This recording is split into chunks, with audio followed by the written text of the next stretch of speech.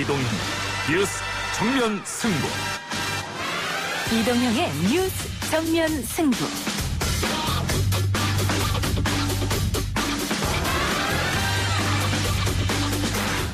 청취자 여러분 안녕하십니까, 이동형입니다. 더불어민주당 당권 도전, 이낙연 전 총리, 김부겸 전 장관에 이어 박주민 최고위원까지 3파전 양상을 띠게 됐습니다.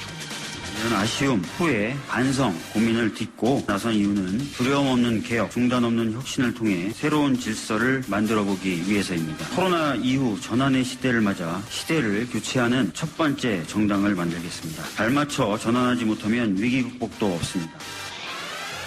양강구도로 점쳐지던 더불어민주당 당대표 선거에 박주민 최고위원이 출마 의사를 밝혔습니다.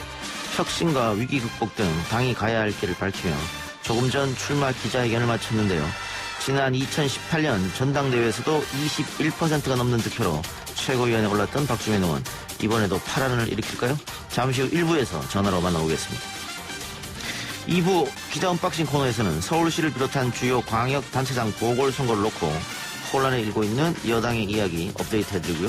삼성 오너로서 처음으로 현대자동차에 방문한 이재용 삼성 부회장 소식도 전해드리겠습니다.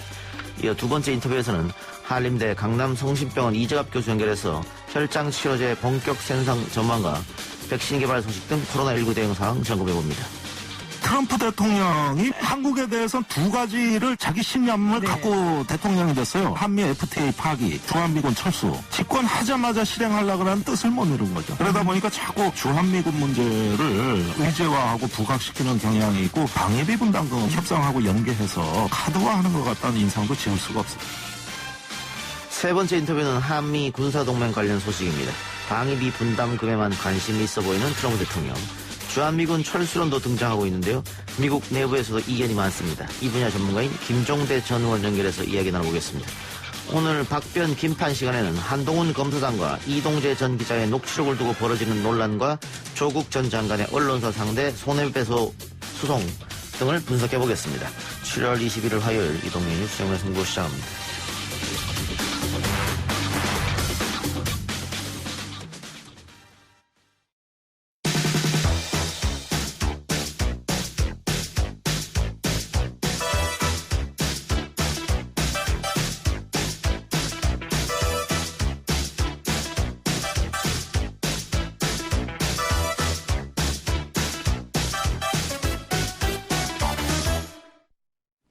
다음 달 열리는 더불어민주당 전당대회 새로운 변수가 등장했습니다. 오늘 박주민 최고위원이 당대표 출마 선언을 했죠. 이낙연, 김부겸, 박주민 현재까지는 3파전입니다. 시대를 교체하는 정당을 만들겠다며 당대표 출사표를 던진 박주민 최고위원 직접 만나보겠습니다. 박주민 최고 나와 계십니까? 예, 안녕하십니까. 예. 자, 당대표 출마 언제부터 결심을 하신 겁니까? 그러니까 고민은 한 2주 좀 넘게 고민을 본격적으로 했고요. 예. 결심은 사실은 계속 고민을 해오다가 어제 밤에 결심을 했습니다. 결심을 굳힌 이유는 어디에 있을까요? 아무래도 최근에 이제 당을 둘러싸고 여러 논란들이 벌어지고 있고 전당대회에서 뭔가 좀 그 활력이 없는 그런 모습들이 자꾸 비춰졌습니다. 그래서 뭔가 좀 돌파구가 필요하고 또 새로운 어떤 시각과 비전을 좀 제시할 필요도 있겠다 싶어서 결정하게 됐습니다. 예. 그런데 이 민주당 전당대회가 이낙연, 김부겸 차기 대권 주자들의 싸움으로 좁혀지면서 그 중진 의원들이 줄줄이 불출마 선언을 했단 말이죠. 홍영표, 우원식, 송영길.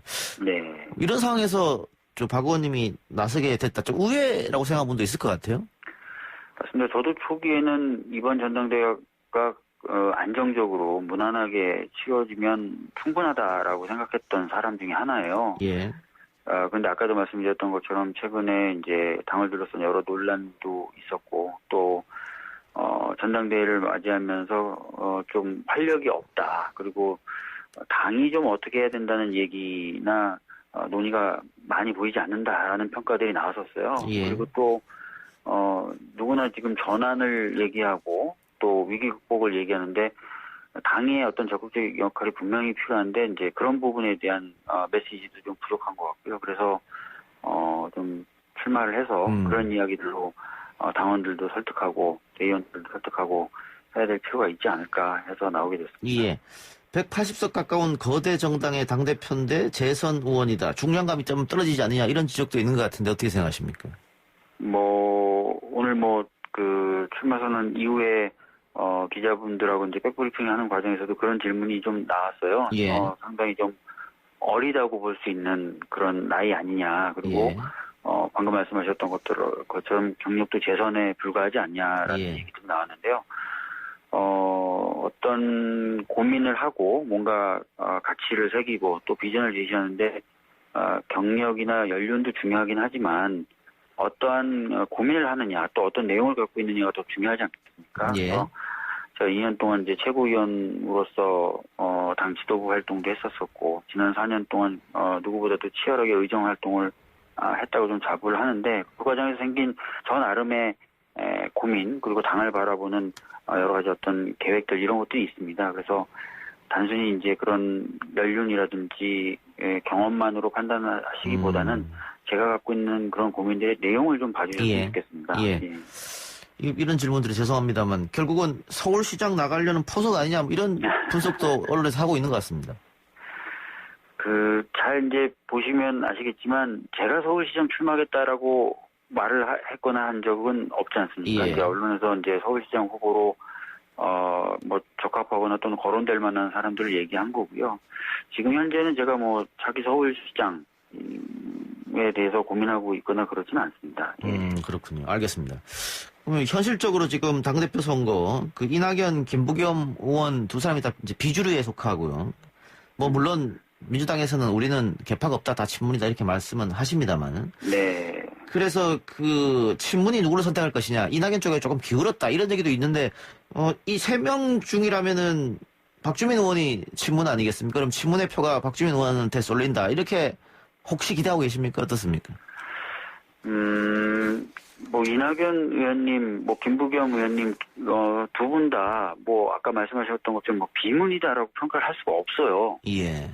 그렇기 때문에, 친문이라고 불리는, 지지하시는 분들이, 또는 의원들이, 두 분이 아닌 저를 선택할 것이다, 오히려. 이렇게 얘기하기는 좀 어려울 것 같습니다. 예. 그 두 분과 비교했을 때 본인의 강점은 어디 있다고 보십니까? 참신성, 혁신성 이런 거 아까 말씀해 주셨는데. 예, 사실은 지금 굉장히 많은 변화가 필요한 시기입니다. 당도 혁신이 굉장히 필요하고요. 이런 변화나 또는 당의 혁신을 위해서는 당이 굉장히 활기차고 좀 활발하게 움직여야 되고 또 국민들과의 대화나 소통도 굉장히 활기차게 좀 진행을 해야 되지 않겠습니까? 그동안 제가 이제 열심히 뛰었다는 그런 평가를 받기도 하는데요. 그런 어떤 활력을 좀 불어넣을 수 있는 측면에서는 제가 좀 그래도 낫지 않을까 이런 생각을 가지고 있습니다. 예. 오늘 출마 선언하면서 민주당을 향한 답답함도 토로하셨는데 어떤 점이 그렇습니까? 사실 이제 176석이라고 하는 굉장히 많은 의석을 주셨어요. 예. 그런데 이 176석을 가지고 사회적인 대화를 하고 그래서 그 사회적인 대화를 통해서 어떤 해결책과 힘을 찾고 그걸 가지고 야당을 설득하고 이런 과정을 좀 거쳐야 되는데 좀 그런 모습들 좀 못 보이면서 갖고 있는 그 의석수에 비해서는 좀 못 미치는 모습을 좀 보이는 건 아니냐라는 답답함을 좀 토로했습니다. 예. 최근 당 지지율은 물론이고 대통령 지지율도 동반 하락하고 있거든요. 당대표 준비를 하고 계시니까 네. 그런 부분도 신경을 쓰지 않을 수 없을 텐데요. 예, 아까 말씀드렸던 것처럼 지난 총선에서 저희 당에게 큰 힘을 주셨습니다. 이것은 이제 국민을 좀 바라보고 두려움 없이 좀 가라라는 취지이신 것 같아요. 그래서 아까 말씀드렸던 것처럼 당연히 야당하고도 대화를 하고 해야 되겠지만 국민을 좀 바라보면서 국민들과 대화하고 그 속에서 해결책과 힘을 찾고 그것을 통해서 또 야당도 설득하고 하는 과정들을 거친다면은 저는 충분히 지금 갖고 있는 의석으로 여러 가지 성과를 낼 수 있다고 생각하거든요. 예. 그런 작업들을 좀 해보려고 합니다. 특히 민주당 지지자들 얘기를 많이 하는 것 같더라고요. 이렇게 의석을 많이 줬음에도 불구하고 모아놓고 있는 거냐 이런 식의 불만들. 예. 당연히 보셨겠습니다만. 예. 저도 그런 답답함 좀 가지고 있는 편입니다. 예. 예. 그래요. 그런 차원에서 아까 뭐 서울시장 이야기도 나왔으니까요. 부산시장, 서울시장 내년에 재보궐이 뭐 열립니다만은 당헌 당규에 후보를 내지 말아야 된다 뭐 이런 게 있기 때문에 과연 어떻게 해야 되냐 이걸로 뭐 여러 가지 논란이 일고 있는 것 같습니다. 의원님 어떤 생각 갖고 계십니까? 네, 제가 오늘 뭐 기자회견 하고 나서 백브리핑에서도 그 동일한 질문을 받았고 최근에도 제가 언론 인터뷰에서 여러 번 밝힌 바가 있는데요. 당헌 당규의 규정을 지킴으로써 어떤 국민의 신뢰에 보답하는 것이 책임지는 모습이냐 아니면은 거의 1,500만에 가까운 유권자들의 선택할 기회를 보장하고 그 선택을 책임으로 받아들이는 것이 책임지는 모습이냐에 대해서 예. 고민을 해야 돼요. 근데 제가 봤을 때는 그런 국민이 필요하기 때문에 당원들과 국민들의 의견을 들어서 차기 지도부가 이 부분을 결정을 해야지 지금부터 안 된다고 바로 선긋는 것은 좀 문제가 있다라고 생각을 합니다. 예, 차기 지도부의 선택에 맡겨야 한다. 알겠습니다. 예, 또 아까 얘기했던 협치 문제도 궁금한데요. 뭐 네. 새로운 국회가 들어서면은 어쨌든 여야가 힘을 합쳐서 지난 국회보다는 낫지 않겠느냐 뭐 이런 기대가 국민들한테 있었던 것 같습니다만은 네. 새로운 국회 들어와서도 계속해서 대립 구도가 있거든요. 뭐 이게 네. 단순히 특정 정당이 잘못했다 이렇게 말할 수는 없을 것 같은데요. 네. 사실 이제 저희 당도 일하는 국회를 만들겠다고 하고 야당인 미래통합당도 예전과는 달리 일을 하면서 견제를 하겠다고 밝힌 바가 있습니다. 그럼에도 예. 불구하고 사실 이제 같이 일하는 모습, 함께 애쓰는 모습들이 안 보이고 있어요. 이 부분에 있어서는 뭐 제가 만약에 당대표가 된다면은 야당에게 정치를 하면서도 국민 삶의 향상을 목표로 해서 같이 애써보자라고 좀 지속적으로 좀 설득을 할 거고요.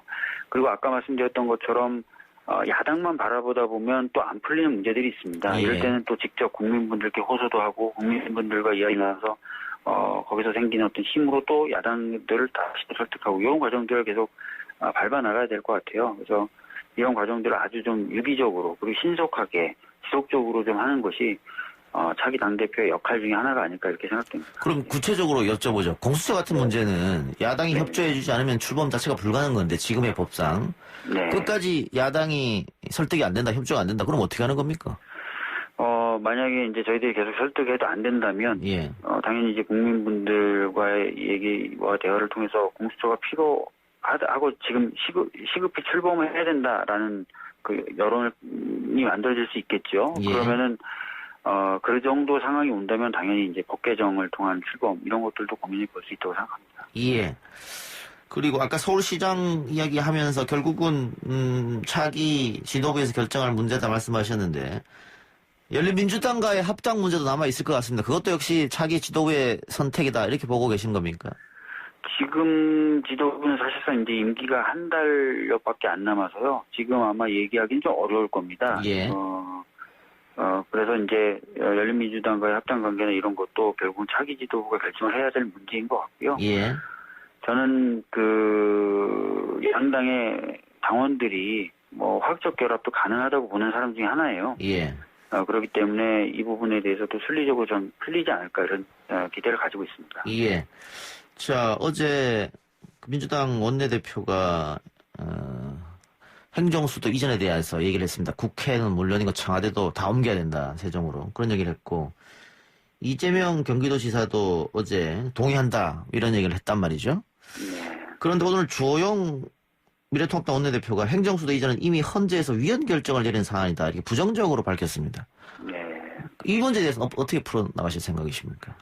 이제 지금 위헌이다라는 말씀을 주호영 원내대표도 하시고, 그 다음에 김종인 비대위원장도 제가 알기로는 하신 걸로 알고 예. 있습니다. 근데 그 당시 이제 결정문을 보면은, 수도 이전의 핵심적인 부분으로 대통령 소재지의 변경을 언급하고 있어요. 예.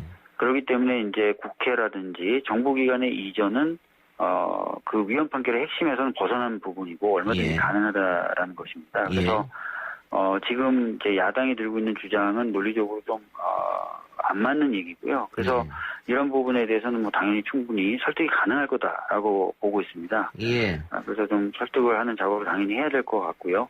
충분히 설득이 가능한 부분이라고 생각합니다. 야당에서 위헌이라고 하는 얘기는 관습법 이 얘기하는 거죠? 네, 관습원법을 예로 들어서 행정수도 관련돼서 위헌이다라고 결정한 그 결정례를 보면 예. 제가 아까 말씀드렸던 것처럼 수도 이전의 핵심을 이게 청와대, 즉 대통령 소재의 이동을 언급하고 있어요. 예. 그래서 그 부분을 제외한 뭐 국회라든지 또는 행정기관의 이전의 경우에는 위원회 직접적으로 해당되지 않을 수 있기 때문에 그런 부분을 가지고 충분히 설득을 해볼 예. 수 있지 않나 그런 생각이 듭니다. 이거 각 부처를 정부기관을 세종으로 옮긴다. 이것은 인구 분산, 지방 분권, 뭐 국토 균형 발전 다양한 의미가 내포돼 있다고 보는데요.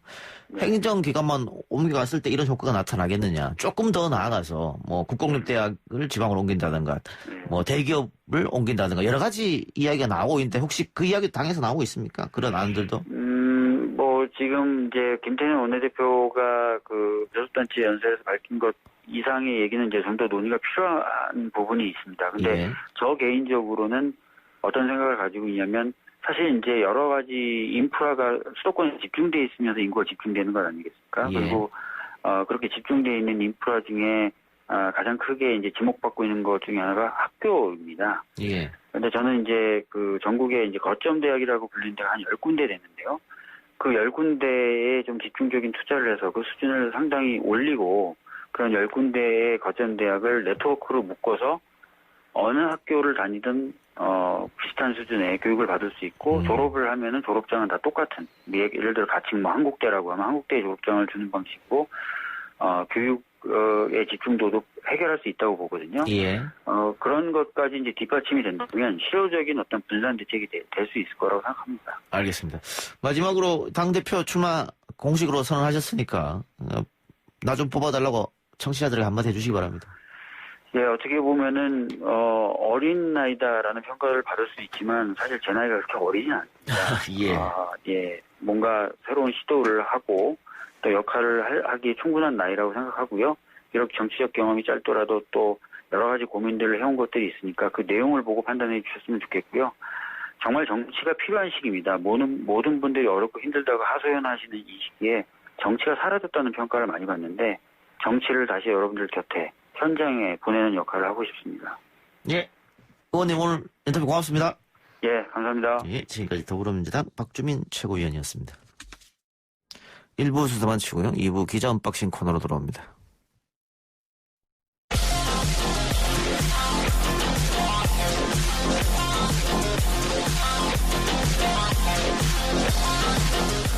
오늘 나온 뉴스들 언박싱해드리는 기자 언박싱. 오늘은 헤럴드 경제 배돈 기자 나왔습니다. 어서 오십시오. 안녕하십니까. 오늘 미래통합당의 국회 교섭단체 대표 연설이 있었습니다. 어떤 내용이었습니까? 예, 주호영 미래통합당 원내대표가 오늘 그 교섭단체 대표 연설에서 문재인 정권에 대한 총체적인 비판을 이어갔습니다. 문재인 정권의 실상은 위선과 무렴치다. 국민 한 분 한 분이 독재 정권의 심각성을 인식하고 함께 맞서 주셔야 한다 하면서 최근 이슈들을 조목조목 짚었는데요. 일단 현 정부 부동산 정책을 대실패로 규정을 하고 김현미 국토부 장관 경질과 대통령의 사과를 촉구를 했고요. 고 박원순 전 서울시장 관련해서는 고소 내용도 경악스러웠지만 사과도 설명도 없는 갑작스러운 죽음도 충격이라면서 이번 사건에 대한 국회 차원의 진상규명과 재발방지 대책을 위한 특위 구성을 제안했습니다. 또 김경수 경남지사, 은수미 성남시장, 최근에 또 이재명 경기지사 재판까지 봐주기 판결이 드러났다. 그러면서 문재인 정권 이후 임명된 대법관 10명 가운데 5명, 또 헌법재판관 8명 가운데 6명이 특정 성향을 가진 단체 출신이라고 주장을 했습니다.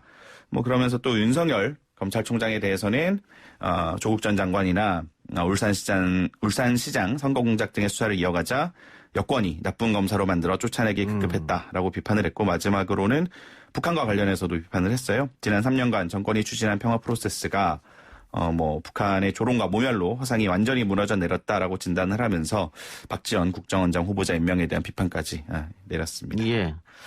민주당이 듣고 가만히 있지는 않았을 것 같은데요. 네, 그렇습니다. 오늘 주호영 원내대표의 대표 연설을 두고 비판과 비난만 난무하고 대안과 비전 제시는 없었다. 발목 잡기 정쟁보다는 생산적 비전을 제시하기를 요청한다라고 촉구를 했습니다. 박성준 민주당 원내대변인은 특히 이제 아까 드렸던 말씀 중에 사법부 편향성을 주호영 원내대표가 지적한 부분이 있었잖아요.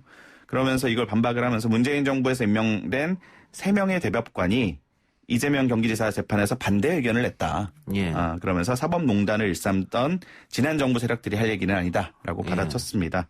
또 민주당 이원욱 의원 같은 경우는 자신의 페이스북을 통해서 제가 아까 말씀 안 드렸는데 주 원내대표 연설 중에 대통령의 대학 후배 이성윤 서울중앙지검장이 믿는 구석이 있어서 뭐 이런 구절이 나오거든요. 이거를 언급을 하면서 이 부분이 대통령이랑 이성윤 지검장에 대한 명예훼손일 수도 있다라고 지적을 했고요.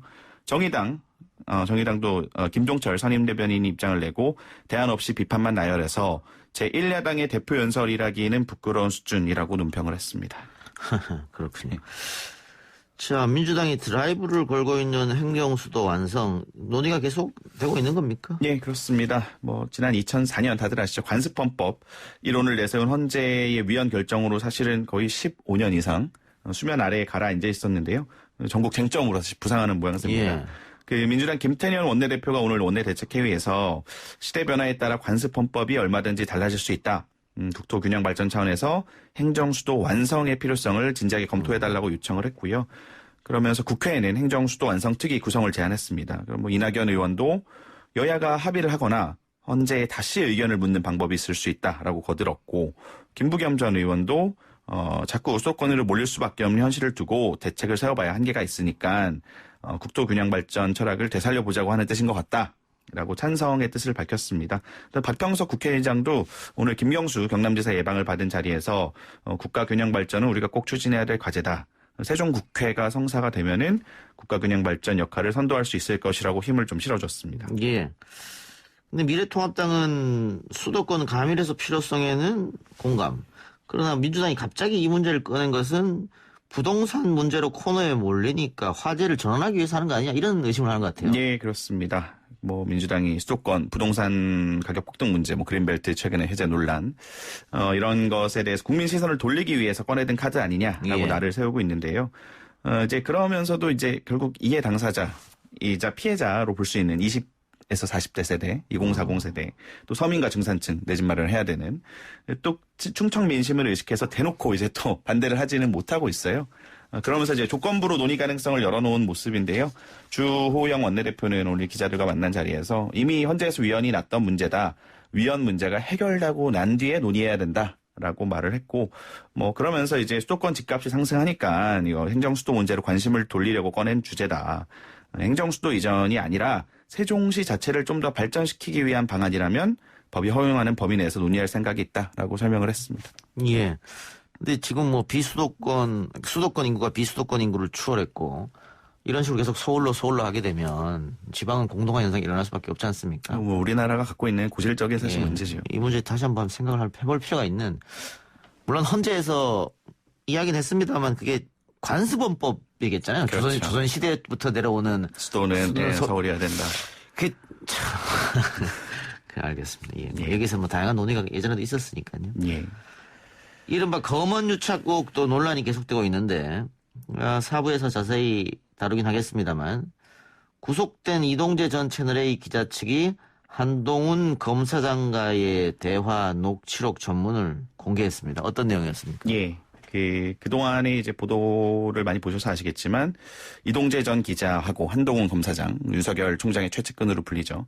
이 둘의 녹취록을 토대로 이제 KBS나 MBC에서 이제 공모했다, 둘이. 그런 유력한 정황이라고 보도가 나오자 결국 이제 그냥 전문을 까버렸어요, 쉽게 말해서. 그래서 이제 논란이 되는 부분, 제가 녹취록 전문을 좀 봤는데, 이동재 전 채널A 기자가 뭐라고 얘기했냐면은, 유시민 이사장 관련 취재를 후반한테 전담을 시키고, 내가 이철 전 밸류인베스트 코리아 대표의 집을 찾아다니며 취재하는 중이다. 라고 얘기를 하니까, 한동훈 검사장이 이제 그건 해볼 만하지라고 답한 부분인데, 이제 검언 유착을 의심하는 쪽에서는 이 발언을 공모의 정황으로 보고 있었고요. 이제 정확하게 제가 워딩을 보니까 그렇게 해석될 여지도 충분히 있는 것 같은데, 이게 사실 이 기자 측 변호인은 이게 이미 언론에서 신라젠 의혹들 이렇게 제기가 된 의혹이기 때문에 해볼 만하다. 그냥 취재를 독려하는 취지로 답했다는 설명입니다. 그러니까 전체 맥락을 강조를 하고 있는데요. 이전 기자 측 변호인은 이제 20여 분간의 대화 중에 신라젠 관련 대화는 20%에 불과를 하고 그다음에 뭐 같이 적극적으로 공모해서 뭔가 범죄 정보를 얻으려 한다라는 게 아니라는 거죠. 예. 이제 전문을 보면은 그건 해볼 만하지 이게 사실 오늘도 많이 헤드라인으로 많이 예. 나왔는데 그 앞서서 한동훈 검사장의 워딩이 뭐가 있냐면은 유시민 씨가 어디서 뭘 했는지 난 전혀 모르지. 뭐 그런 정치인이라든가 뭐 그 사람 정치인도 아닌데 뭐 정치인 수사도 아니고 뭐 그다음에 뭐 관심 없어. 그 사람 미천 드러난 지 오래됐잖아. 뭐 이런 식으로 예. 이거는 충분히 이동재 전 기자 측의 손을 들어줄 수 있는 예. 적극적 공모한 거는 아니다라는 예. 측의 주장이 될 수 있을 것 같습니다. 예. 그래서 이동재 기자 측에서 전문을 공개한 것 같은데 예. 지금 이 수사를 하고 있는 중앙지검은 좀 다른 입장인 것 같아요. 오늘 이야기한 거 보니까. 예, 그 이동재 기자 측이 녹취록 전문을 공개하자 입장을 내놨습니다. 전문은 맞는 것으로 보인다. 라면서도 표현과 맥락이 정확하게 녹취되지 않은 부분이 있다라고 밝혔는데요. 그럼 전문이 아닌 거죠. 뭐 이제 그런 전문이 아니라고 한 거는 아닌데 이제 그러면서 그러니까 이제 어쨌든 우리가 갖고 있는 거랑 조금 다르다 이 말이잖아요. 뭐 일부 대화가 예. 축약되거나 기자들의 취재 계획에 동조하는 취지의 언급이 일부 누락됐다. 뭐 예. 이런 식으로 반박을 했습니다.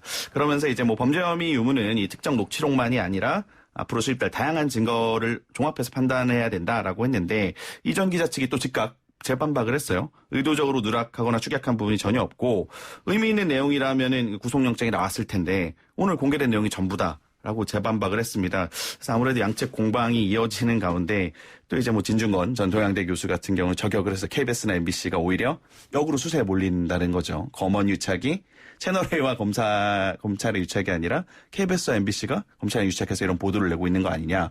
이제 미래통합당에서 비판하고 있는 이런 내용들이 진중권 전 교수도 지금 하고 있습니다. 아니, 진중권 씨가 계속 검찰 편을 들었잖아요. 이 상황에서. 그러니까 뭐 별 의미는 없는 것 같고. 다만 검찰 중앙지검에서 하는 이야기는 이것만 있는 것은 아니다. 이런 얘기를 한 것 같아요. 뭐 정확하게 이것만 있는 게 아니다라고 하지는 않았지만 예. 분명히 앞으로 이제 다른 증거들이 있다라는 예. 얘기인데 사실 이제 저도 기자이기 때문에 이게 언론 문제고 그 언론사 간에 또 좀 공방이 있다 보니까 조심스럽기는 한데 뭐 KBS와 MBC의 취재 방식도 저는 개인적으로 예. 이게 사실 기자들이 늘 해오던 예. 검찰과 뭐 붙은다가 아니라 검찰한테 예. 취재를 받아야 돼요. 아, 그래서 지금 녹취록을 보면 예.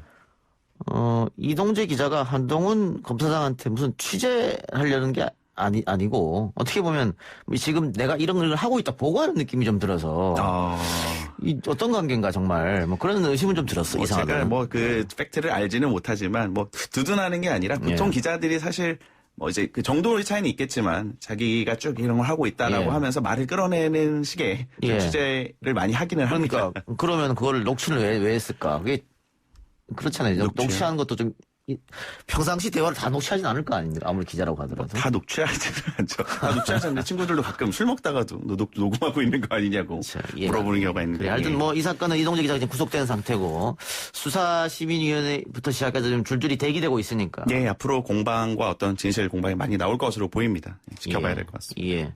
문재인 대통령이 오늘 국무회의에서 다음 달 17일을 임시 공휴일로 지정하는 내용을 의결했습니다, 심의. 예, 그렇습니다. 광복절 8월 15일 8.15 광복절이 토요일이었죠. 근데 이제 월요일인 17일이 휴일로 지정이 되면서 사흘 연휴가 이어지게 됐습니다. 정부가 오늘 청와대에서 문재인 대통령 주재로 국무회의를 열어서 이 같은 내용을 담은 관공서의 임시 공휴일 지정안을 심의 의결했고요. 문 대통령에서 코로나19 장기화로 지친 국민들에게 짧지만 귀중한 휴식을 드리고자 한다. 불편을 감수하면서 묵묵히 코로나를 이겨내는 국민들께 작은 위로가 됐으면 하는 바람이라고 말을 했습니다. 또 그 최근에 택배업계에서 8월 14일을 택배 없는 날로 지정했다라는 소식을 또 언급을 하면서 코로나 위기 속에서 휴식의 기회를 갖지 못하고 더욱 바빠진 택배 노동자들이 쉴 권리를 짧게라도 누릴 수 있게 돼 다행이라고 격려하기도 했습니다. 예. 하나만 더 살펴보고 끝냅시다. 이재용 삼성전자 부회장이 현대차 연구소를 방문했다고 하는데 어떤 일 때문에 현대자동차를 방문한 겁니까? 예, 일단은 지난 5월에 정의선 현대차그룹 수석 부회장이 삼성 SDI 천안 사업장을 방문했었어요. 그래서 배터리 관련 논의를 했었는데 그거에 대한 답방 차원으로 보시면 됩니다. 오늘 그 현대차그룹의 뭐 R&D 메카죠. 화성에 있는 남양연구소에서 오늘 방문을 해서 회동을 했는데요. 5월에는 이제 아까 말씀드린 배터리 논의가 주였는데 오늘은 전기차, 자율주행차, 또 차세대 모빌리티 분야에 대한 다각도의 협력 방안을 모색한 것으로 전해졌고요. 이게 좀 오늘 이제 놀라웠던 소식인 게 정관계 인사가 아닌 재계 총수가 이 현대차에서의 심장이라고 볼 수 있거든요. 예. 남양연구소에 직접 방문한 것이 이번이 처음이고요. 또 그다음에 삼성그룹의 오너가 현대차 그룹의 이런 연구소를 방문한 것도 처음이라고 합니다. 그러면서 뭐 삼성과 현대차가 미래 시장 개척을 위해서 합심하는 뭐 긍정적 사례라는 평가가 나오고 있습니다. 알겠습니다. 검찰이 이재용 부회장 기소 여부는 아직 결정이 안 됐죠? 예. 언제쯤 결정 납니까? 이미 나오고도 남았어야 되는 네. 시간인데 검찰이 요즘에 뭐 이리저리 좀 치여서 바쁘고 하다 보니까 좀 결정이 늦어지고 있습니다. 대검찰청 심의위원회가 지난달 26일에 불기소 원고를 내린 지가 벌써 이제 한 달이 돼가고 있는데요. 지난 주말에 검찰이 간부 회의를 연 것으로 전해졌습니다. 그래서 이제 뭐 최종 결론이 임박했다라는 관측이 나오고 있고요. 아무래도 뭐 이게 제가 뭐 함부로 기소할 거다 안 할 거다를 예단하기는 힘들지만 시간이 길어지고 있는 것 자체가 좀 부담이 많이 되고 있는 것으로 보입니다. 예, 지켜보죠. 오늘 여기까지 하겠습니다. 지금까지 기자 언박싱 헤럴드 경제 배도원 기자였습니다. 고맙습니다.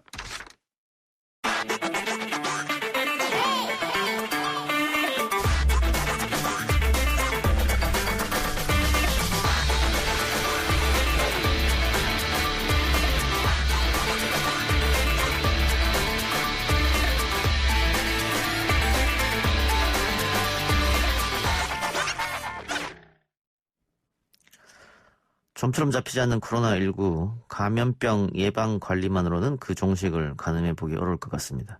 결국 치료제와 백신이 유일한 해법이라고 볼 수밖에 없는데요.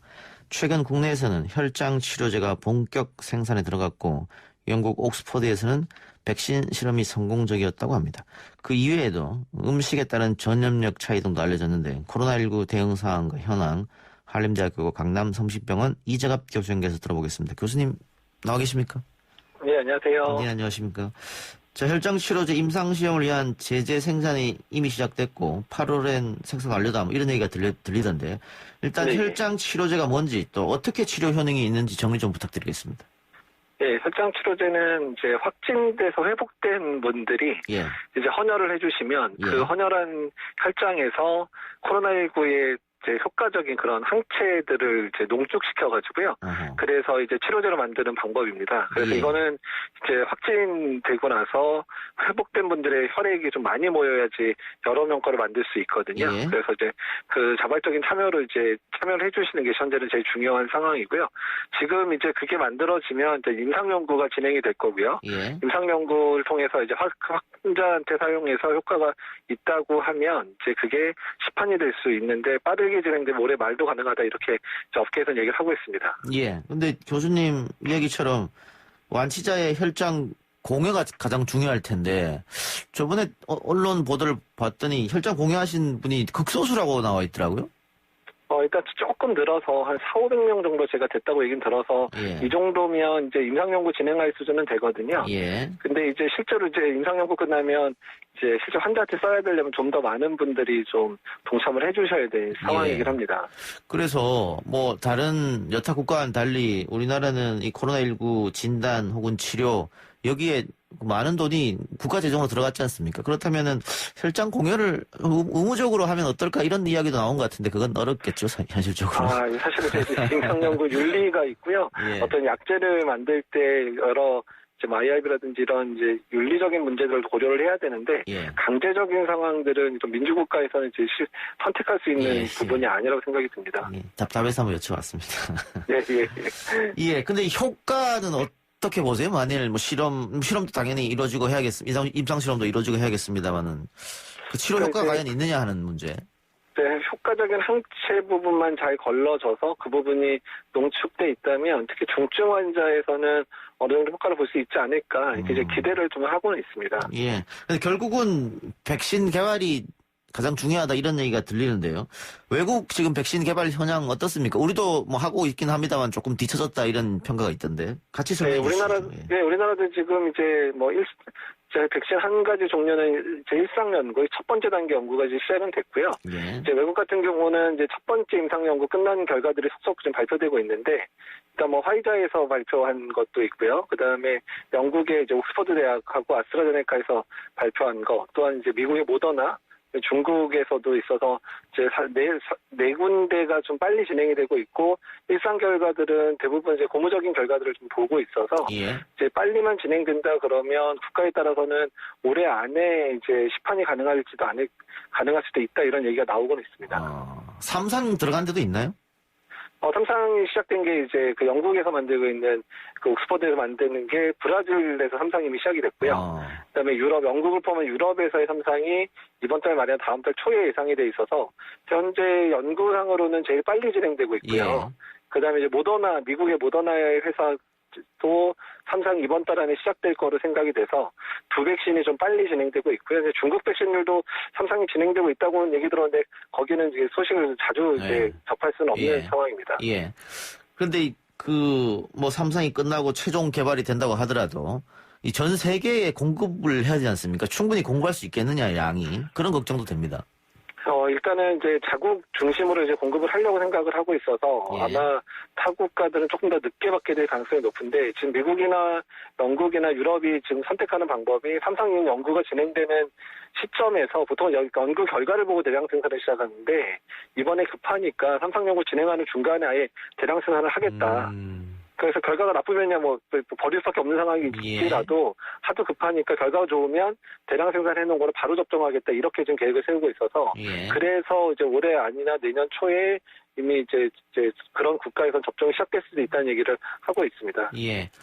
그 각국이 자국 내부터 먼저 공급을 하겠다 이런 계획이기 때문에 우리도 늦었지만 계속해서 뛰어들고 하는 게 뭐 당연한 일인 것 같기는 하네요. 예, 그래서 이제 우리나라 자체에서 백신 만드는 게 상당히 중요하기는 하고요. 다만 이제 좀 예상하기는 우리나라에 이제 백신을 만들 수 있는 공장들이 몇 개 있거든요. 그러니까 이제 외국에서 이제 하더라도 공장이 대량 생산하기에는 공장이 부족하니까 우리나라 회사들한테 이제 공장을 이제 빌려서 만들 수도 있습니다. 외국에서. 이제 그렇게 되면 협약을 잘해서 일부는 우리나라 국민들의 공급이 가능하도록 하는 그런 방법들도 지금 정부에서는 고려하고 있는 것으로 이야기 들었습니다. 예. 치료제는 어떻습니까? 치료제는 일단은 뭐 이제 렘데시비어가 어느 정도 효과가 있다 그래서 지금 현재 사용 중이고요. 그리고 그 외에 국내에서는 뭐 여러 가지 회사에서 약제에 대한 임상 연구가 진행되고 있는데 우리나라 환자가 좀 줄어가지고 등록이 좀 더뎌져서 이제 연구 끝나는데 시간이 좀 걸릴 것 같은 약들이 좀 있고요. 그리고 좀 기대하기는 그 혈장 치료제의 차세대 약제로 하는 게 이제 항체 치료제거든요. 효과 있는 항체를 이제 유전자 기술을 통해서 증폭해서 대량 생산하는 기술을 이제 우리나라의 뭐 셀트리온이나 삼성 바이오로직스가 가지고 있습니다. 그래서 거기서 나오는 그런 방법들은 연구가 이제 이번 달부터 연구가 시작이 됐거든요. 그래서 빨리 진행되면 내년 초에는 항체 치료제 계열도 나올 것 같아서 그런 부분들도 좀 기대를 하고 있는 상황입니다. 예. 각 지역이나 식문화를 통해 감염 추이를 보도하는 기사들도 최근에 있던데, 뭐, 동아일보에서 최근에 한국인이 코로나19에 강한 이유는 뭐 발효된 김치 때문 아니냐, 뭐 이런 기사를 나온 것 같기도 하고, 또 프랑스의 한 대학에서는 양배추와 오이를 많이 먹는 나라가 덜 걸렸다. 신뢰할 수 있을까요? 일단 이제 초기에 이제 음식 습성하고 그 나라 발병 영상을 이제 비교한 논문들이어가지고요. 실제 기전이나 이런 게 아직까지 증명된 거는 아닙니다. 그리고 사실 김치가 직접 언급된 적은 없고 발효된 야채가 효과가 있는 게 아니냐라는 언급이 처음으로 됐거든요. 그래서 이 부분들은 이제 추후에 좀 대규모 연구들도 좀 필요하고 기전에 관련돼 있는 연구들도 있어야 이게 정말 맞는지 안 맞는지를 알 수 있을 것 같긴 합니다. 예. 그러면 이 감염병이 유행할 때 도움되는 식습관이나 식재료 뭐 같은 게 있을까요? 일단 뭐 그게 좀 특별한 것은 없고요. 그러니까 평상시에 건강하게 사는 거, 평상시에 고루 영양을 섭취하는 거 자체가 그냥 일상적인 건강을 유지하는 방법이 도움이 되고 평소에 건강한 사람이 이런 감염병에 걸려도 잘 회복이 되는 거는 특별한 그 사실은 아닙니다. 그 면역력 키우는 음식이 있다, 뭐 그런 거를 평상시에 충분히 먹여놓으면 감염병 유행할 때 도움되지 않느냐, 뭐 이런 얘기도 있던데. 사실 이제 면역력 증강시키는 약도 있고 이제 음식 얘기를 많이 하는데요. 특정 음식을 많이 먹거나 특정 약을 많이 먹어서 어떤 특정 감염병에 잘 안 걸린다, 회복이 잘 된다 이런 거는 사실은 거의 대부분 이제 과장 광고에 해당되는 내용들이었어요. 그냥 평상시에 건강하게 사는 식습관하고 운동하는 습관들 이런 평상시에 건강하게 사는 게 가장 좋은 면역력을 높이는 방법이라고 생각하시면 될 것 같습니다. 예. 시간이 없어서 하나만 더 여쭙겠습니다. 올해 일본 도쿄올림픽이 예정돼 있었습니다. 코로나19 때문에 1년 늦춰졌고요. 내년입니다. 그런데 아까 교수님께서 빠르면 올해 안에도 백신이 나올 수 있다라고 얘기했는데 지금 일본이 특히 코로나19 확진자가 굉장히 빠른 속도로 증폭하고 있거든요. 내년에 어떻게 올림픽이 열릴 수 있을까요? 백신이 나오더라도 예. 일단 아주 효과적인 백신이 아니라 그러면 완전히 이제 코로나19의 유행을 잠재울 수 있는 상황은 꽤 오랜 시간이 걸려야 되거든요. 예. 많은 사람들 맞아야 되고 실제 바이러스의 활성도를 떨굴 정도로 이제 여러 사람들이 걸리기도 하고 이런 상황이 돼야 되기 때문에요.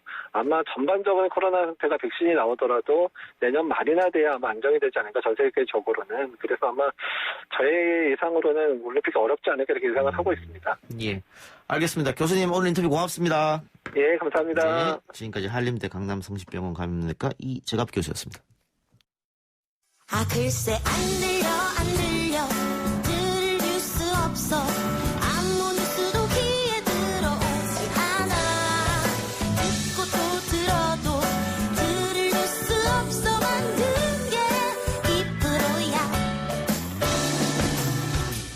이동영의 뉴스 정면승부.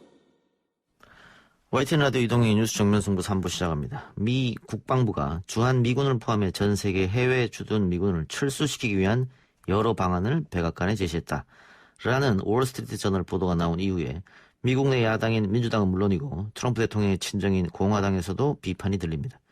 주한미군 감축 문제, 물론 새로운 얘기는 아니고요. 방위비 협상과 관련해서 협상 카드로 쓸 거라는 얘기도 여러 차례 나온 바 있습니다. 트럼프 대통령이 감축하겠다고 해서 할 수 있는 일도 아니죠. 정의당 김종대 한반도 평화본부장과 이야기 나눠보겠습니다. 김종대 전 의원님 나와 계십니까? 네, 안녕하세요. 네, 안녕하십니까. 자, 우선 팩트 체크부터 해보죠. 주한미군 감축, 트럼프 행정부 독단으로 결정할 수 있는 일인지요? 아니, 원래 주한미군 감축이라는 게, 동맹국의 사전 의견 수렴하는 것도 아니고, 항상 미국이 일방적으로 해왔어요. 예. 제가 여러 번 그 주한미군 감축 파동이 있을 때마다, 정부에 있으면서도 보면은 정책 결정을 다 해놓고, 마지막에 통보하듯이 협의를 진행해 오거든요. 예. 예, 그 제일 가까운 사례로는 조지 부시 행정부 때도 이미 12,000명을 감축하기로 해놓고, 극비리에 정책을 다 수립해놓고, 그 다음에 청와대 찾아와가지고, 동아태 담당 차관보가 사실은 감축하기로 했다. 그러면서 협의라는 모양만 취한단 말이죠. 예. 그런 면에서 굉장히 좀 일방적인 어떤 결정 과정이 있었다고 보는 것이, 제가 지금까지 봐왔던 주한미군 예. 정책입니다. 우리하고 협의, 그건 일방적일 수도 있겠습니다만은, 미국 법상, 미국 의회 승인을 받도록 돼 있는 거 아닙니까? 그게 이제, 디펜스 오소리티 액트. 그러니까 국방수권법에, 예. 주한미군 병력을 28,500명으로, 더 이상 감축할 수 없다. 예. 그 이하로 감축할 수 없다. 이렇게 정해져 있는데, 그건 뭐냐면은, 트럼프 대통령이 워낙 주한미군 철수 얘기를 자주 하니까 미 의회가, 재작년에 견제구를 날린 겁니다. 예. 그러면은 이 법을 위반하는 거 아니냐, 마음대로 감축할 수 없는 거 아니냐, 이렇게 생각할 수도 있는데, 그런데, 사실상, 트럼프 행정부가 이제 동맹국하고 협의가 다 됐다. 예. 그러면서, 이 부분이 이제 주한미군 감축도 전 세계 미군 기지 조정에 따른 어쩔 수 없는 프로그램이다. 이렇게 밀어붙이면은 이 국방수권법이 버텨낼 수 있겠느냐. 이게 법리적으로 보면 해석의 차이는 있지만은 저는 완전히 대못을 박은 건 아니라고 보고 있습니다. 예. 자, 그런데 어쨌든 지금 민주당은 물론이고 공화당에서 반대하는데 미 의회가 반대하는 이유는 어디 있을까요? 일단 트럼프 대통령이 집권 전부터 한국에 대해서는 한미 FTA 파기와 주한미군 철수를 신념화하고 집권을 했어요. 예. 그래서 백악관에 입성한 초기부터 바로 주한미군 철수를 검토하다가 참모들하고 잦은 불화를 겪기도 했습니다. 예. 이런 사실이 수많은 회고로 또 언론 기사를 통해 하도 여러 번 알려지게 되니까 결국은 공화당이건 민주당이건 할 거 없이 트럼프의 그 미군 정책이 너무나 불안정하고 또 일방적이라고 보고 또 미국을 국익을 해치는 거의 토네이도라고 보고 있단 말이에요. 이런 어떤 미국 내 정서가 반 트럼프 정서와 맞물리면서 예. 주한미군 감축에도 강력한 견제 장치를 만들었다고 예. 보는 것입니다. 그럼 혹시 이런 것도 있습니까? 미 의회가 반대하는 이유 중에 하나가 주한미군이 주둔하는 것이 미국의 이득에 도움이 된다. 자국의 이득에 그런 판단. 그렇죠. 이거는 매우 중요한 의미가 있는데 예. 과거에 주한미군이 북한으로부터 대한민국을 방위하는 와이어처럼 그 인계 철선으로 예. 기능해왔거든요. 예. 근데 이거는 미국 입장에서는 왜 우리나라가 남의 나라에 어떤 피를 흘리면서 안보를 보장해주냐 예. 이럴 수가 있는데 최근에 주한미군은 미 본토 방어와 아주 불가분의 관계가 있습니다. 예. 예컨대 북한이 미국의 장거리 미사일을 발사했을 때 알래스카 레이더 기지가 탐지하는데 15분이 걸리는데 예. 주한미군이 지금 북한을 조기 경보 또 각종 감시를 하고 하게 되면은 8초 만에 어허. 이를 파악할 수 있거든요. 예. 그러니까 재작년에 발간된 그 밥 우드워드 기자의 백악관의 내막 그 피어 공포라는 책에 보면은 예. 미국 합참이 주한미군을 철수시켜서는 절대 안 되는 이유가 미국 본토 방어에 너무나 결정적이다. 또 중국이 앞으로 미국을 위협한다고 할 때 그것을 미리 탐지하고 조기 경보해주는 역할을 주한미군이 하고 있다. 예. 그러니까 주한미군 손대면 안 된다 이 얘기거든요. 예, 예. 그런데 그렇게 보면은 주한미군 정책의 변화에서 우리가 예상해 볼 수 있는 것은 앞으로 미국을 방어하고 중국을 견제하는 주한미군 전력은 강화시키고 예.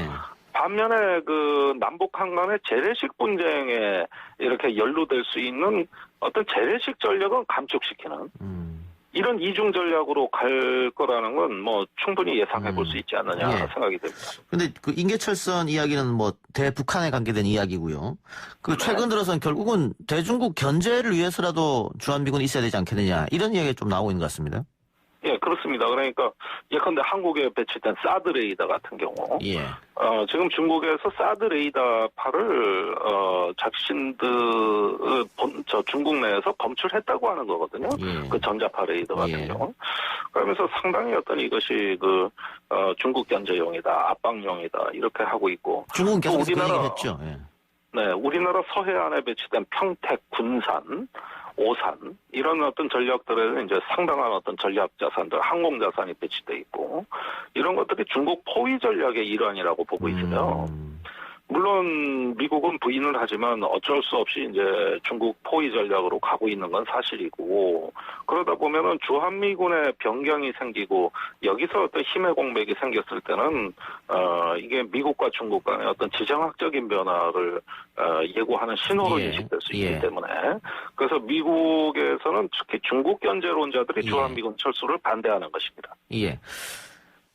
아까 제가 모두에 이야기했던 월스트리트 저널의 보도 내용은 지인은 어떻게 보고 계십니까? 그러니까 그 보도를 자세히 살펴보면 예. 지금 아시아 태평양 전략 차원에서 전 세계 미군의 재배치를 검토하고 있는 건 사실인 것 같습니다. 예. 예컨대 독일같이 유럽에 배치된 어떤 주동 미군은 빼고 이걸 아시아 태평양 쪽으로 옮기는 문제라든지 예. 또는 어떤 그 지역 안보보다는 중국 견제 쪽에 어떤 포커스를 맞추는 미군의 재배치라든가 예. 이런 건 분명히 흐름은 존재한다. 그러니까 아주 사실무근인 기사는 아니라는 거예요. 예. 분명히 근거가 있습니다. 알겠습니다. 또 트럼프 대통령이 미군이 주둔한 동맹국들에게 더 많은 돈을 낼 것을 요구하는 거래적인 외교 정책을 추구하고 있는데 결국은 방위비 분담금 협상과 연계하는 거 아니냐. 아까 독일에서 미군 병력을 빼겠다고 하는 것도 독일 정부가 미국이 원하는 만큼 방위비 예산을 안 주니까 빼겠다. 그러면 우리나라도 마찬가지 아니냐. 이런 분석도 있던데요.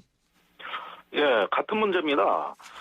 그런데 주한미군의 경우에는 주동미군에 비해서 숫자가 굉장히 작습니다. 예. 독일이 34,000명인데 우리나라가 28,000명이거든요. 예. 그 다음에 중국 견제라는 더 중요한 전략적 이해가 걸려 있습니다. 예. 이런 차원에서 단순히 방위비 분담금 비리라 하더라도, 사실은 한국은 더 많은 방위비 분담금을 이미 부담하고 있고. 그렇죠. 예, 이런 어떤 양상들을 종합했을 때, 바로, 주한미군 철수와 방위비 분담금을 연계시키는 문제는, 저는 좀 무리가 있고, 이건 논리적으로 성립이 안 돼요. 예. 그런 면에서 트럼프 대통령이 워낙 변덕스러우니까 우리가 그 속내는 알 수 없습니다만, 예. 이게 기존의 어떤 안보 정책 또 미국의 세계 전략, 지역 전략 차원에서 보면은 방위비 분담과 연계한다는 건 미국이 아주 자해적인 행위일 뿐만 아니라 이것은 미국이 자가당착에 빠지는 아주 수렁으로 가는 길이라고 저는 봅니다. 예. 같은 맥락에서 우리 국민 여론도 최근에 방위비 올려주느니 주한미군 감축한 게 낫다. 이런 여론이 더 많아진 것 같습니다. 글쎄요, 막상 주한미군 철수 얘기가 나오고 북한의 위협이 이제 조금 가시화되고 하면은 국민 여론은 또 달라질 수도 있어요. 예, 그런 것들은 이제 최근에 안보 상황이 비교적 안정돼 있습니다. 예. 북한이 뭐 최근에 도발한 사례가 그다지 많지가 않고, 그러면서 한반도가 교착 상태라고 하지만 군사적으로는 보수 정권 시절에 비해서는 굉장히 안정돼 있거든요. 예. 그러다 보니까 우리 국민들도 좀 여유가 생겼다고 볼 수 있는 것이죠. 그러니까 가장 중요한 건 주한미군 철수 문제가 아니라 한반도 평화의 문제가 더 선행된다는 거. 이런 점들 우리 좀 교훈으로 받아들일 필요가 있죠.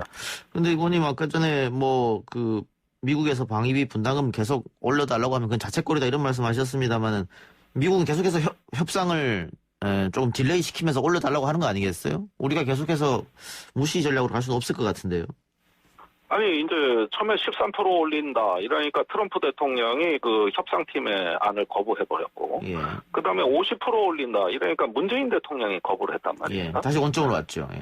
예, 그래서 이제 두 대통령의 어떤 심리 게임이 되고 말았어요. 그리고 더 이상 협상을 안 한 상태로 있는데 이런 상태에서 이제 트럼프 재선 도전이 100일도 안 남았습니다. 예. 그러다 보니까 일단 지금 상황에서 현상을 변경할 수 있는 새로운 합의는 거의 불가능해진 것 아니냐. 이런 상태로 쭉 올해 하반기까지 가리라고 저는 봅니다. 예. 다른 이야기도 여쭤보죠.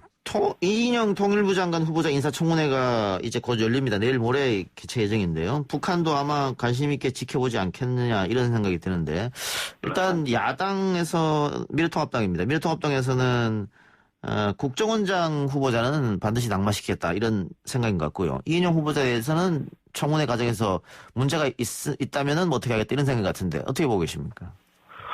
예, 일단은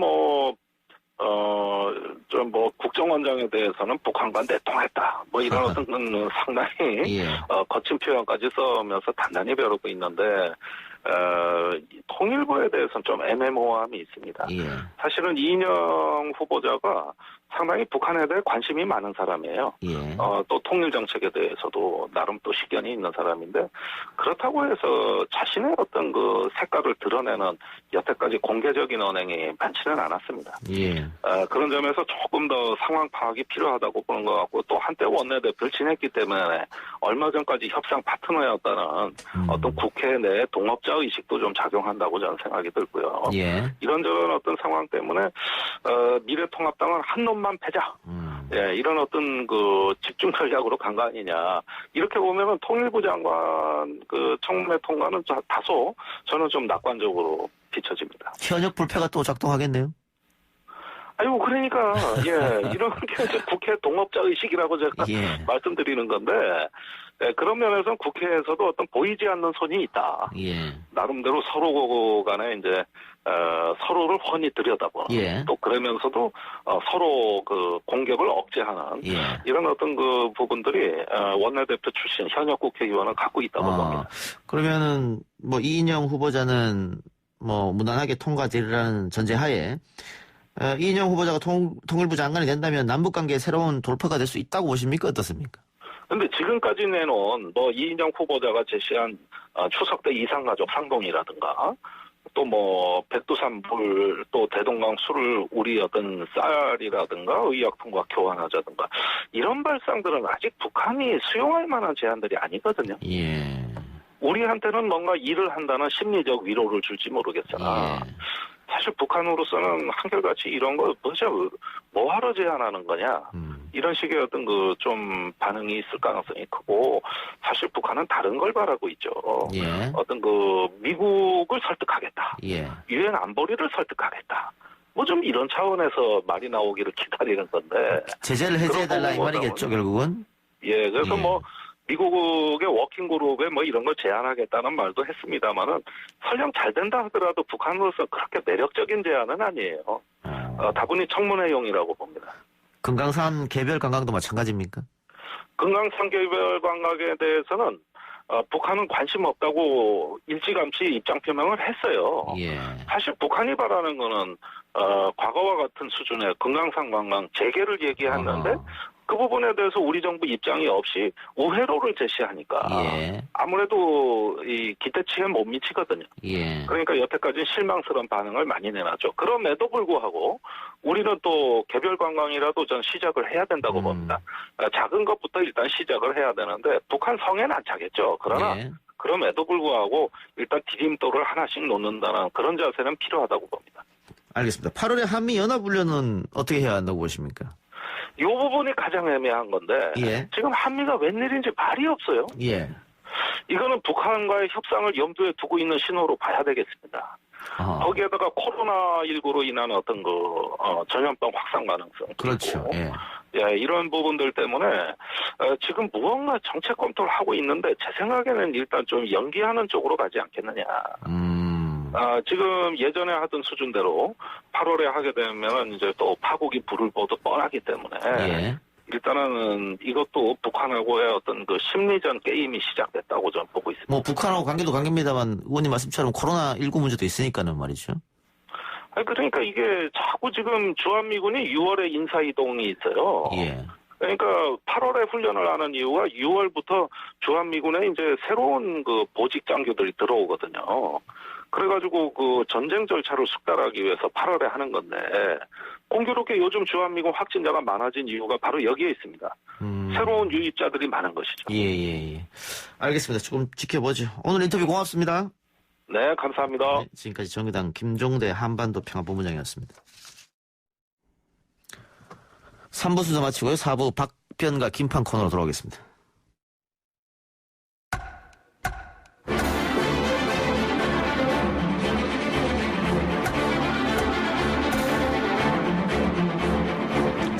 YTN 라디오 이동현 뉴스 정면승부 4부 시작합니다. 매주 화요일 스튜디오를 법정으로 순간 이동시켜주는 두 분, 박지훈 변호사, 김윤우 변호사 나왔습니다. 어서 오십시오. 네, 안녕하십니까.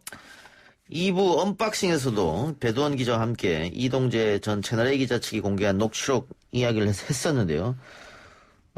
두 분은 녹취록 점은 어떻게 보셨습니까? 일단 이동재 기자 측은 녹취록을 공개한 이유가 이거 봐라 아무것도 없지 않느냐 뭐 이것 때문에 공개한 것 같은데 일각에서는 이거 이동재 기자 측이 실수한 거 아니냐. 내용 보니까는 검찰과 유착한 게 맞네. 또 이렇게 얘기하는 분도 계시더라고요. 그렇죠. 지금 뭐 이동재 그 변호인 측은 이동재 전 기자의 변호인 측은 봐라 이날 처음 얘기하는 거라서 그 듣고 처음에 나는 관심이 없다 하다가 뭐 저기 다중범죄 운운하면서 딴 얘기하다가 이동재 전 기자가 다시 화제를 전환해서 이철 전 대표한테 편지를 쓴 얘기를 처음 하는 등 그날은 공모가 없었던 것이 그날 기준으로는 뭐 공모가 없었던 거 아니냐 그런 얘기를 지금 주장하는 것 같아요. 그렇지만 이제 범죄가 종료되기 전에 얼마든지 공모가 추가될 수 있기 때문에 요 날을 기점으로 해서 또 공모가 추가됐다.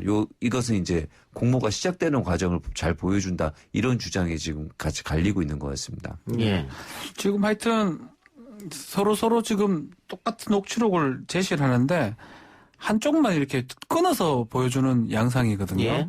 그러다 보니까 지금 녹취록이 엄청나게 많은 뭐 A안, B안, C안 이런 것들이 좀 나오고 있는데 다 종합해서 보면 어느 정도 사실관계가 더 확인되는 상황이 아닌가 이렇게 보입니다. 예. 그게 문제가 된 내용은 뭐 이런 거죠. 그런 건 해볼 만하다. 그건 해볼 만하다. 네, 그건 해볼 만하다. 예. 뭐 그러다가 한 건 나오면 뭐 이런 내용인데. 네. 그 한동훈 검사장 측에서는 이거에 대해서 덕담한 거다. 뭐 이렇게 얘기한 것 같은데요. 네. 본인은 공모가 아니고 그냥 하면 좋지 해볼 만하다 이런데 사실 덕담이 되려면 아주 추상적인 얘기를 했다면 덕담이 될 수도 있어요.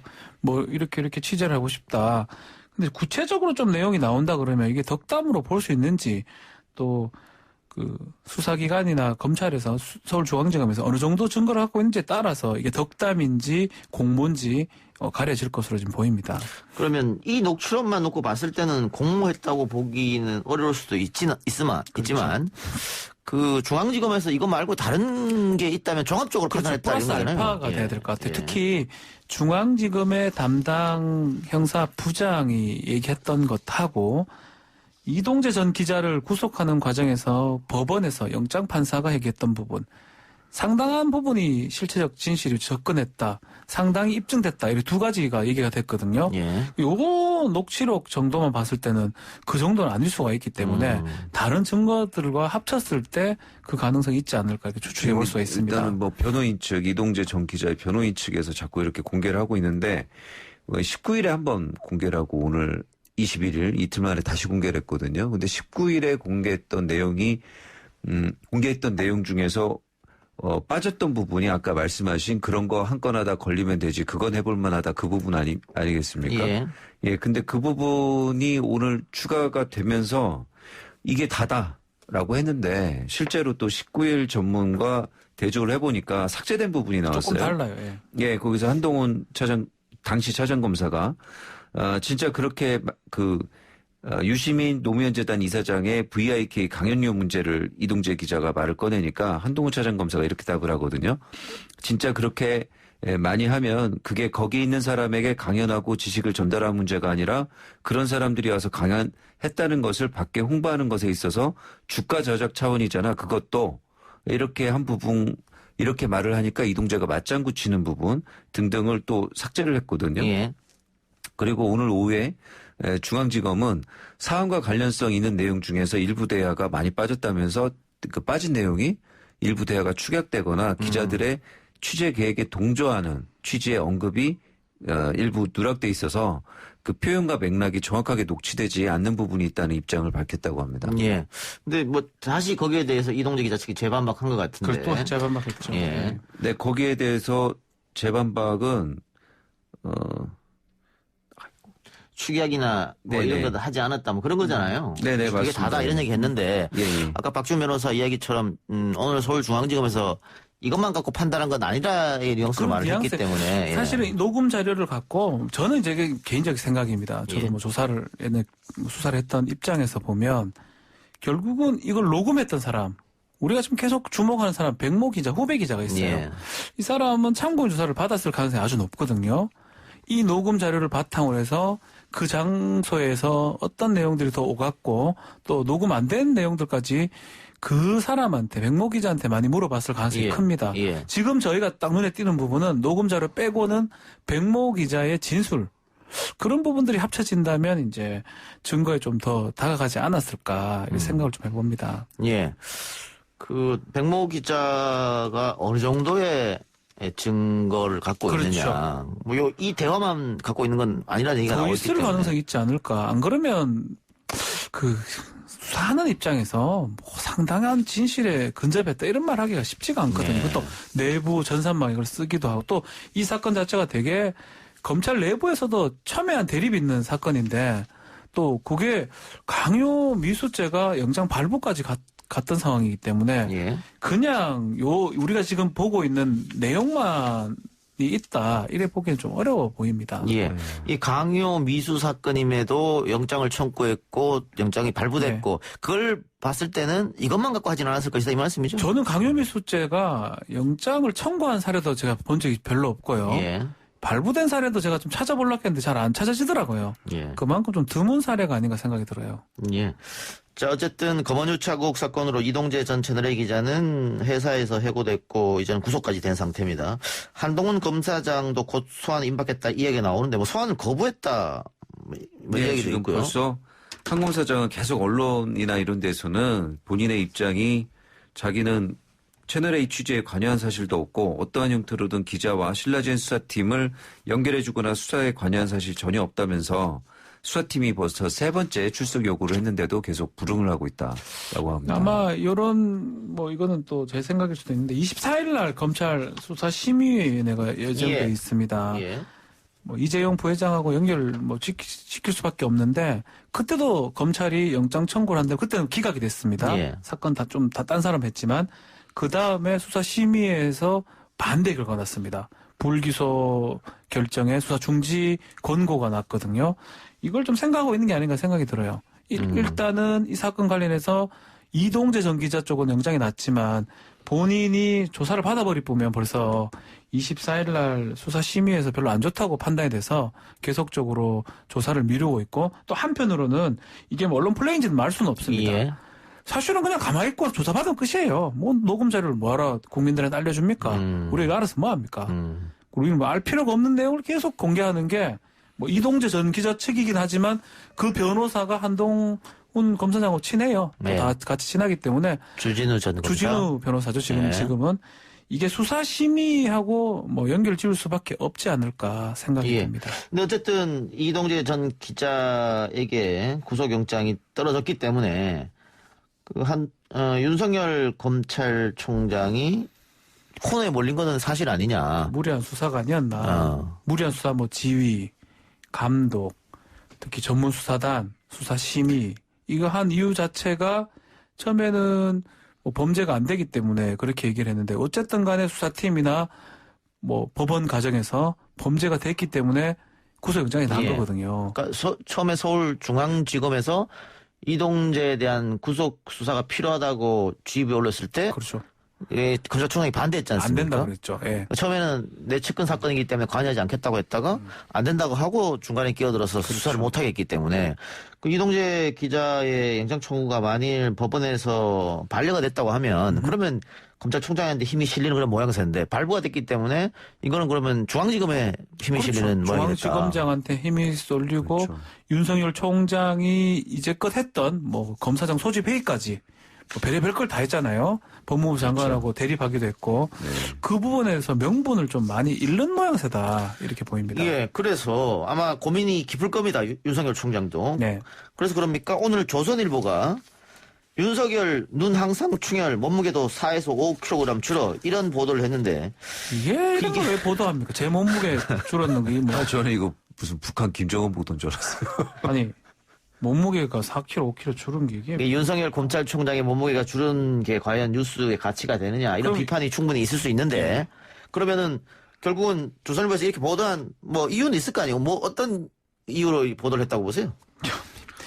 보수 후보 관리라고 해야 될까요? 이제 보수 후보로서 지금 여론조사에 들어가면 굉장히 지지율이 높게 나오기 때문에 후보 관리에 들어갔나 싶기도 하고 또 대중과의 이런 사소한 보도가 계속 반복이 되면 약간 대중과의 어떤 친밀감, 호감도 이런 게 좀 상승할 수 있어서 좀 약간 이쪽에 힘을 실어주는 거 아닌가 뭐 좀 그런 생각까지 들더라고요. 그럴 수는 있겠습니다. 이 보도 내용을 보면 생각하면서 걷다가 배고프면 김밥, 아이스크림도 사 먹고 또 걷는다. 이게 뭔가요? 이런 기사인가요, 이게? 이게 전 과연 보도가 있는지는 모르겠어요. 저는 저널리즘 중에서 누가 이거를 얘기했나가 싶어요. 그럼 윤석열 총장이 내가 지금 몸무게 100kg인데 96kg, 95kg 빠졌다고 조선일보하고 인터뷰를 한 건지 아니면 내가 그렇지 않습니다. 측근들이 전하는 그래서 말이 안 된다는 거예요. 이게 왜 보도가 돼요? 이게 국민들이 왜 눈이 빨개지든 펄해지든 이걸 왜 알아야 됩니까? 그렇죠. 보도 가치는 전혀 이게 없죠. 뭘 의미가 있습니까, 이게? 예, 조금 그렇습니다. 예. 보도 얘기가 나왔으니까 조국 전 법무부 장관이 자신의 일가가 불법적인 투자와 연루됐다는 의혹을 보도한 언론사를 상대로 정정 보도도 청구하고 더 나아가서 민사상 손해배상 청구도 하겠다. 그렇죠. 왜냐하면 그 지금까지 언론이 의혹 제기한 것 중에 이제 사실이 아닌 것으로 밝혀진 것들이 몇 개 있거든요. 네. 뭐 권력형 비리라고 하던가 사모펀드에 관여됐다고 하던가 이건 지금 재판 상황에서 또 검찰이 수사 중간 발표를 하면서 관련되지 않았다고 얘기했기 때문에 이 부분에 대해서 그러면 무차별 의혹 제기한 언론들은 뭐 반론 보도를 해준다거나 정정 보도를 해준다거나 손해배상을 해야 되지 않겠느냐 뭐 그런 것 같아요. 그렇죠. 그런 원칙적인 것들을 했어요. 정정 보도 청구를 하기도 했고요. 뭐 경향신문을 상대로 그리고 또 필요하다면 민사 소송을 지금 손해배상 청구를 했는데 SNS에 좀 다른 얘기들이 좀 나오고 있어요. 예. 조국 이제 교수 시절에 썼던 책입니다. 형법 교수이기 때문에 그걸 쓰면서 시인의 어떤 논리하고 맞지 않다. 특히 이제 조국 교수 책을 제가 다 읽어보지는 못했지만 보면 공인은 좀 이런 명예훼손 부분에 대해서 조금 책임을 져야 되고 그런 것들을 손해배상 청구까지는 하면 안 된다는 뉘앙스로 과거에 그렇게 이야기했는데. 근데 왜 예. 자기는 자기 일이 생기니까 손해배상하고 정정보도 청구하고 이렇게 가하게 대응하느냐라고 또 반응을 한 거거든요. 그래서 자세히 다 읽어보니까 허위 사실에 대해서는 명예훼손은 정말 강력하게 대응해야 되겠다 이렇게 썼더라고요. 예. 그러니까 그렇게 주장하는 뭐 네티즌이나 일각 주장이 맞지 않다라고 조국 교수는 또 얘기를 하고 있는 그런 상황입니다. 예. 그러니까 조국 교수 말은 내가 과거에 SNS 그렇게 쓴 것은 사실적시에 의한 명예훼손에 해당되는 거지. 미국에는 사실적시 명예훼손 처벌하지 않거든요. 다른 나라 같은 근데 이거 경우는. 허위사실 유포에 의한 명예훼손에 대해서 내가 말한 적이 없다 이거잖아요. 미국은 아주 가중하게 처벌합니다. 그렇죠. 예. 예. 그러면 김윤희 변호사 어떻게 생각하세요? 이거 조금 떠나서 다른 얘기입니다만 우리도 이런 얘기 많았잖아요. 그 허위사실 유포에 대한 명예훼손은 처벌하더라도 사실적시에 의한 것은 처벌하면 안 되지 않느냐. 네네. 이런 얘기 많았잖아요. 예, 사실 뭐 이제 우리는 사실적시 명예훼손의 경우에 공익을 위한 경우고 하면은 뭐 위법성을 조각해줘가지고 처벌도 안 하고 손해배상을 안 하는 좀 제한적으로 그걸 운영하고 있었는데 조국 교수는 그걸 아예 폐지하고 민사로만 하자. 사실적시의 경우에는 그렇죠. 이제 그런 입장인 것이죠. 예, 그래서 뭐 근데 그 사실적시 명예훼손에 대해서 우리하고 기존 우리 법하고 미국 법하고 태도가 전혀 다르다 보니까 그동안 많은 논란이 있었습니다. 네.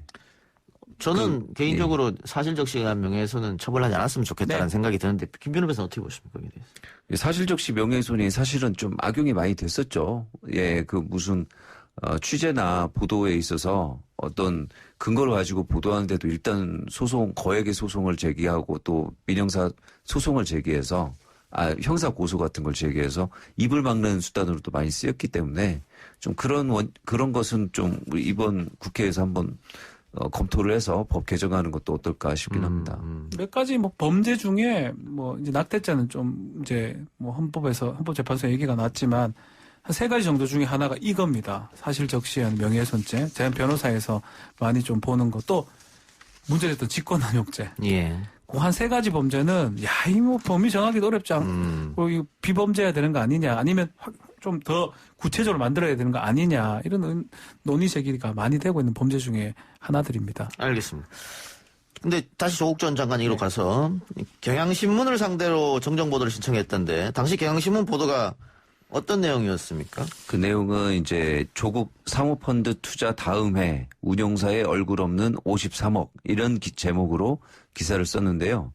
거기 보면은 이제 그 자산 수중이익 53억 원이 코링크 P 회사의 그 회계 장부에 잡혀 있다. 이 53억에 대해서 이게 뭐냐라고 해가지고 회계사들 의견을 받습니다. 그래서 이것이 어떤 이제 뭐 만약 제3의 인물이나 기업이 이 조국 당시 후보자죠. 후보자와 관련된 회사를 살리기 위해 돈을 증여한 것이라면 문제가 될 수 있다. 이런 사실 그 회계사 의견들을 잔뜩 늘어놓으면서 사실 이 회계 장부에 53억이 자산 수중이익으로 잡힌 것 외에는 별다른 근거가 없었거든요.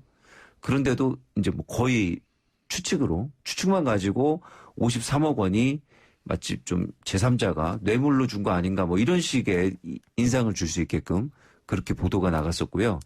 또 그러면서 친척이 회사를 실소유하는 거 아니냐 이런 의혹도 제기했었습니다. 그런데 다 사실적 근거가 없는 걸로 이번 조범동 판결이나 이런 데서 지금 확인되고 있습니다. 그때 그렇게 뭐 확인됐다 이렇게 썼지만 저렇게 보니까 아니다. 그렇죠. 예, 결국은 거짓이었죠. 이 거짓 기사로 내 가족과 내 자신의 명예가 훼손됐다. 뭐 이거지 않습니까? 네. 그렇죠. 그래서 경향신문사에서 어떻게 대처할지 봅시다. KBS 같은 경우에는 한동훈 검사장이 고소한다고 하니까 바로 사과했더라고요. 이거를 얘기를 좀 하지 않을 수 없습니다. 조국 전 장관은 1년 됐나요, 이제? 작년 7, 8월이니까 거의 1년간 이렇게 해가 마지막에 이제 모든 게 되니까 자신의 명예를 회복하기 위해서 민사소송, 언론사 정정보도 청구를 하는데 이거는 뭐 수사하고 있고 보도가 되고 있는데 바로 그냥 즉각적으로 그냥 명예훼손이라고 막 얘기를 하고 또 언론기관에서는 또 미안하다고 또 바로 사과를 하고 저 이런 경우 비교가 됩니다. 이런 경우를 잘 못 봤습니다. 이렇게 금방 언론사가 사과하는 경우. 최근에 본 것은 한겨레에서 윤석열 총장이 고발한다고 하니까 미안하다고 사과한 거거든요. 그거는 처음이죠. 그러니까 검찰이나 힘센 기관은 언론기관도 바로 사과하는 모양새고요. 별로 힘없는 뭐 이제 기소되기 직전이고 이런 사람들은 별로 눈도 끔찍 안 하다가 지금까지 와도 별 얘기 없거든요. 예. 그게 좀 씁쓸합니다. 그러니까 그 잘못된 기사를 냈고 그게 확인되면은 외국 언론 경우에는 바로바로 즉각 사과를 하거든요. 징벌적 손해배상 같은 게 있거든요. 예. 그러니까 큰일 난단 말이에요. 예를 들면 최근에 고 박 전 시장 사망과 관련해서 월간조선이 5번 했지 않습니까? 네네. 그거 그냥 사과하지 않고 기사만 삭제해버렸거든요. 그게 과연 옳은 일인가? 또 이렇게 힘 있는 사람들이 고소하겠다고 하면 바로 사과하고 네. 그렇지 않으면 계속 시간 끌고 좀 우리 언론 보도 태도는 문제가 있다는 생각을 다시 한번 해봅니다. 지금 최근에 또 조국 전 장관이 우종창 전 월간조선 기사를 고소를 했고 재판을 했는데 이것도 굉장히 이례적인데 전직 기자이긴 합니다만은 현직이 아니고 법정 구속됐어요? 실형이 이것도 허위사실 유포죠. 법정 구속이 돼. 뭐 이것도 벌써 마찬가지. 2018년 1월에서 2월 초 사이에 그 주장을 했었던 건데 그 당시는 이제 민정수석이었죠. 조국 당시 민정수석. 그래서 그때 당시에 국정농단 재판장이었던 김세윤 부장판사와 청와대 인근 한식당에서 부적절한 식사를 했다. 이렇게 2018년 3월에 유튜브 채널에서 방송을 내보냈었어요. 그래가지고 재판부에서 양형사유에 그걸 넣었더라고요. 이분도 전직 언론인이고, 그 다음에 유튜브를 이용해서 계속 언론 활동을 하시는 분인데, 그런 분이 최소한의 사실관계 확인도 없이 이런 것을 그대로 내보낼 수 있느냐, 이런 것은 굉장히 중하게 다스려야 된다. 이런 취지로 말씀을 했고, 또 거기에 따라서 실형을 선고했습니다. 징역 8개월이요. 예. 근데 실형이 나왔던 것도 굉장히 이례적인 거고요. 보통 뭐 집행유예 뭐 이렇게 나오는데 그렇죠. 집행유예 거기다가 법정 구속해버렸단 말이에요. 네. 네.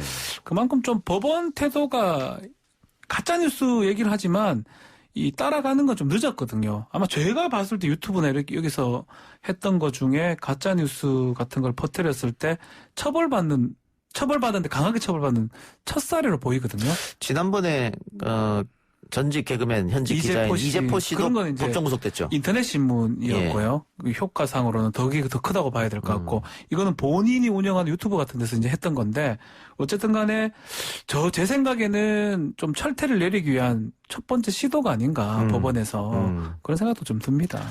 알겠습니다. 하나만 더 해봅시다. 지하철역에서 몰래카메라를 촬영한 혐의로 재판에 넘겨진 김성준 전 SBS 앵커. 검찰이 징역 1년을 구형했네요. 이거 재판 끝난 거 아니었습니까? 1심에서 하고 2심에 지금 가 있는 상황입니다. 2심입니까? 예. 예. 1심 결과는 어땠었는데요? 1심에서 징역 6. 그게 지금 아직 1심 선고가 안 됐습니다. 예. 제가 확인해 보니까 1심 판결이 원래 금년 1월 17일 날 나올 예정이었는데 예. 재판부에서 보니까 압수수색 영장 범위 효력을 놓고 재판부하고 검찰 간 이견이 생기면서 선고 추정이 됐고요. 예. 그 압수수색을 통해서 확보한 김 씨 그 휴대폰 속에 불법 촬영 증거 9건 중 7건에 대해서 영장을 별도로 받았어야 되는데 청구를 하지 않은 상태여서 증거 능력 여부가 이제 문제가 돼가지고 계속 추정 상태로 있다가 그 부분에 대해서 김성준 앵커가 그거 문제 삼지 않겠다고 하면서 다시 지금 선고 기일이 다음 달 21일로 잡히게 됐습니다. 이게 합법적으로 얻은 증거가 아니기 때문에 증거 능력이 없는 거 아니냐. 나머지 7개. 예, 이걸로 쭉 낮추다가 김성준 앵커가 괜찮다 이렇게 해서 네, 증거 동의를 해서 그냥 선고하기로 그렇게 한 것 같습니다. 그래서 이제 최초는 6월을 구형했다가 지금 이제 1년으로 늘린 건데 그거 인정한 만큼 늘린 상황이 아닌가 생각이 들고 또 6개월 구형하는 게 조금 적어 보이거든요. 그때 뭐 왜 6개월 했는지 몰라도 그래서 1년 구형을 하지만 결론은 뭐 실형보다는 뭐 집행유예 쪽에 나지 않을까 이렇게 생각이 듭니다. 예, 1심입니다. 아직 1심이 나오지 않았는데. 1심 죄송한데. 검찰이 징역 1년을 구형을 했고 지금 박지훈 변호사는 집행유예가 될 것이다 이렇게 예측하셨습니다. 김현 변호사는 어떻게 예측하십니까? 저도 그 집행유예나 선고유예나 이렇게 좀 초범이니까 그런 걸 좀 많이 반영하지 않을까 싶은데 뭐 본인이 처벌을 더 받겠다고 하면서 증거 동의까지 한마당에 이렇게 반성하는데 좀 바로 실형을 하기는 좀 재판부에서 부담이 있지 않을까 그런 생각이 듭니다. 예. 그 본인이 자기한테 불리하지만 불리한 것을 증거 동의해줬고, 네. 그리고 뭐 가족 이야기하면서 반성하고 있다. 또 생계 걱정도 되고 정신적 고통도 본인도 받고 있다. 뭐 이런 네. 것들. 이런 게 양형사유에 뭐 참작이 됩니까? 뭐 양형사유에 다 조금씩 들어가는 내용인데 김 전 앵커 같은 경우는 정말 뭐 직장도 잃고 지금 이 재판 말고는 하는 일이 없는 것 같더라고요. 그래서 뭐 굉장히 좀 딱하게 볼 여지가 있지 않을까 뭐 그렇게 이거 생각합니다. 어떻습니까? 이게 어쨌든 몰래카메라를 지하철에서 찍은 건데 네. 그 피해 재판부가 판단했을 때 다른 몰래카메라보다 예를 들면 화장실이라든가 이런 것보다 그 피해 강도가 조금 세진 않는 거 아니냐. 그렇다면 실형 내리긴 못하지 않느냐. 이런 판단도 할 수 있나요 혹시? 이게 뭐 정확한 이제 내용은 모르겠지만 예. 피해자 특정이 안 될 가능성도 있습니다. 그러면 피해자가 누군지 모를 수도 있다. 그러면 예. 사실은 2차 피해 우려는 없는 거거든요. 2차 가해 우려는 없는 거거든요. 그래서 그런 경우는 좀 적게 처벌받을 가능성도 있다고 봐야 될 것 같습니다. 예. 알겠습니다. 1심 결과 지켜보도록 하겠습니다. 예. 오늘 여기까지 하죠. 지금까지 박지훈 변호사, 김민우 변호사였습니다. 수고하셨습니다. 네, 감사합니다. 감사합니다. 오늘 저희가 준비한 내용은 여기까지고요. 저는 내일 이 시간 다시 돌아오겠습니다. 들어주신 여러분 대단히 감사합니다.